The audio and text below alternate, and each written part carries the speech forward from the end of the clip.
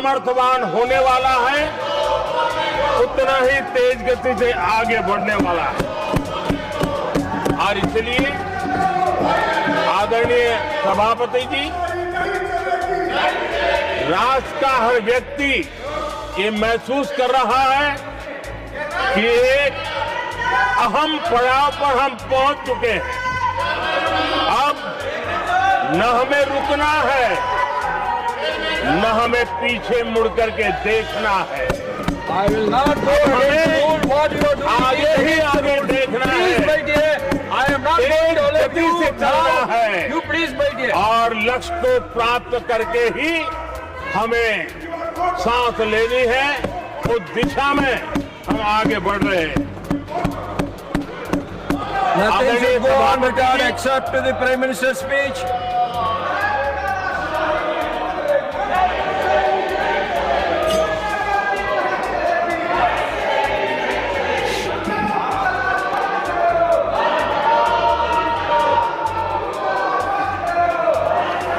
आदरणीय सभापति जी, वर्तमान में अगर हम देखें तो भारत के भाग्य के अनेक सुयोग एक साथ हमें नसीब हुए। ये अपने आप में बहुत ही उत्तम संयोग है, ऐसा मैं मानता हूं। सबसे बड़ी बात है, विश्व के समृद्ध से समृद्ध देश भी बुजुर्ग होते जा रहे हैं। वहां की आबादी उम्र के उस पड़ाव पर पहुंची है हम जिन्हें बुजुर्ग के रूप में जानते हैं। हमारा देश ऐसा है जो विकास की नई ऊंचाइयां छू रहा है। उसी समय दिनों दिन हमारा देश युवा होता जा रहा है, युवा आबादी वाला देश है। ये अपने आप में एक बहुत अच्छा सुयोग है। आदरणीय सभापति जी, दूसरी तरफ मैं देख रहा हूं जिस प्रकार से विश्व का भारत के प्रति आकर्षण बढ़ा है, और उसमें भी विश्व भारत की टैलेंट का महात्म्य समझ रहा है। हमारे पास आज दुनिया का बहुत ही महत्वपूर्ण टैलेंट पूल है, युवा टैलेंट पूल है, जिसके पास सपने भी हैं, संकल्प भी है, सामर्थ्य भी है। और इसलिए ये दूसरा सुयोग है। शक्ति का आशीर्वाद हमारे साथ है। आदरणीय सभापति जी, भारत आज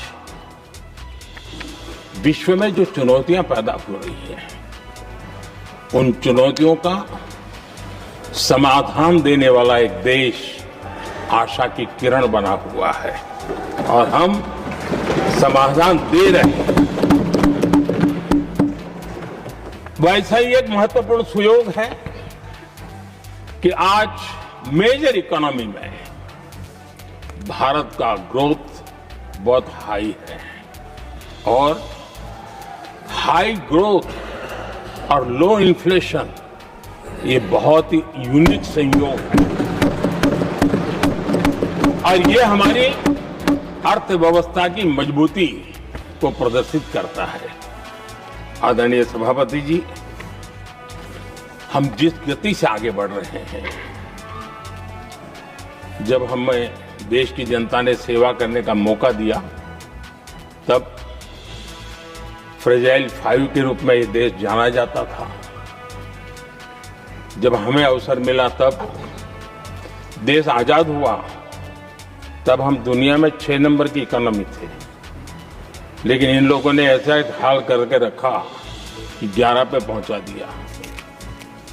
आज हम 3 पर जाने की दिशा में तेज गति से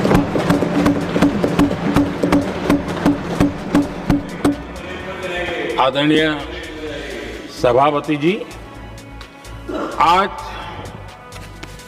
कोई भी सेक्टर देख लीजिए, चाहे साइंस हो, चाहे स्पेस हो, चाहे स्पोर्ट्स हो, हर क्षेत्र में आज भारत एक कॉन्फिडेंस के साथ, आत्मविश्वास से भरा हुआ भारत है।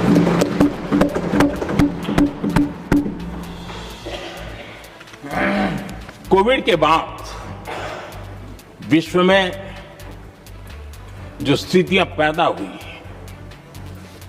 और ऐसी नई नई चीजें जुड़ती गई, आज दुनिया संभल नहीं पा रही है। ऐसे में साफ साफ नजर आ रहा है कि दुनिया एक नए ग्लोबल ऑर्डर की तरफ, नए वर्ल्ड ऑर्डर की तरफ आगे बढ़ रहा है। सेकंड वर्ल्ड वॉर के बाद एक वर्ल्ड ऑर्डर बना था, अब एक नए वर्ल्ड ऑर्डर की तरफ विश्व बहुत तेजी से आगे बढ़ रहा है।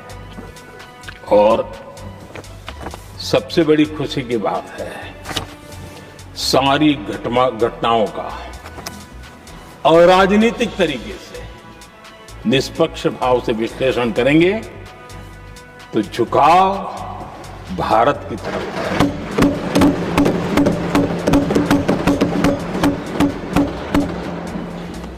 विश्व मित्र के रूप में, विश्व बंधु के रूप में आज भारत अनेक देशों का विश्वस्त पार्टनर बना है और हम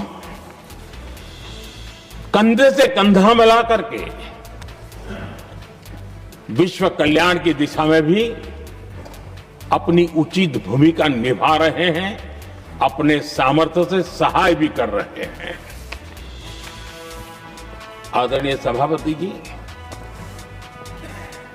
आज पूरा विश्व ग्लोबल साउथ की चर्चा करता है, लेकिन उस चर्चा के सूत्रधार के रूप में आज भारत वैश्विक मंचों पर ग्लोबल साउथ की बुलंद आवाज बन गया है।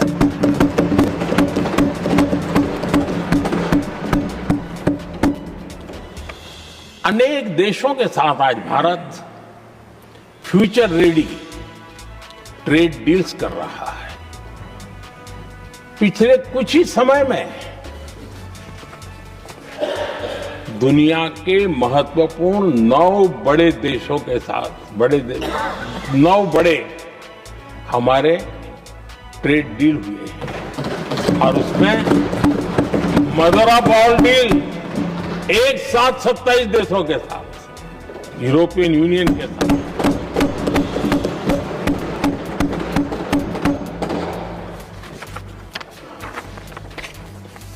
जो लोग थक गए,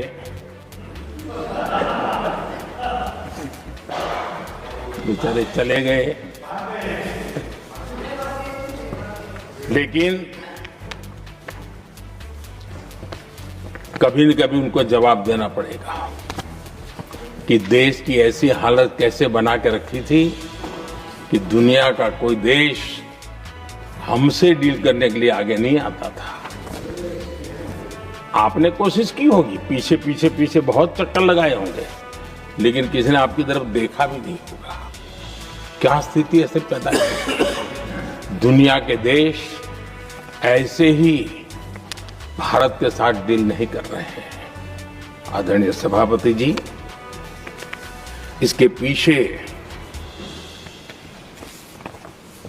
सबसे बड़ी बात, डेवलप कंट्रीज